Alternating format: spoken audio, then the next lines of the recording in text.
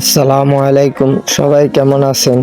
আজকের আপডেটে অনেকগুলো ভালো ভালো প্লেয়ার এবং খারাপ প্লেয়ার আসছে, এগুলো আমি রিভিউ দিতে যাইতেছি। এবং ভালো প্লেয়ারের মধ্যেও ফ্রি স্পিন দেওয়া হয়েছে।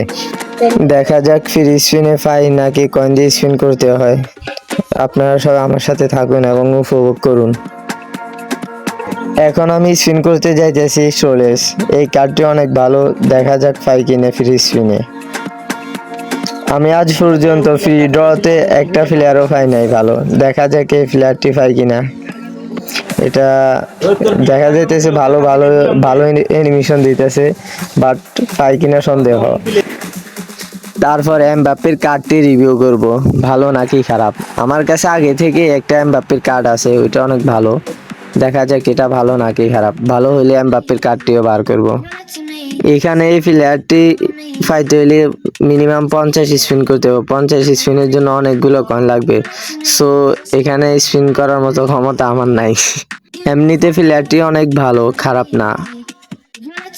এখন এমবাপ্পের কার্ডটি দেখতে আসি। এমবাপ্পের কার্ড মনে হয় না এত সুবিধা হবে।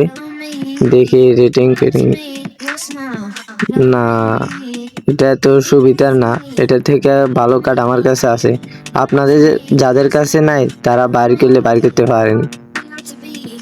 আমার কাছে যে কার্ডটি আছে আপনাদেরকে দেখাই, দেখেন এটা থেকে আমারটা রেটিং অনেক ভালো আছে।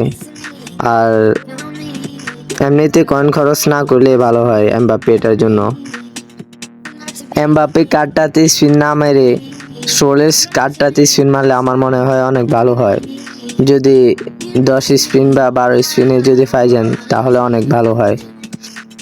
দেখেন আমার কাছে যে কার্ডটি আছে, কার্ডটির রেটিং দেখেন, ওইটা থেকে অনেক ভালো।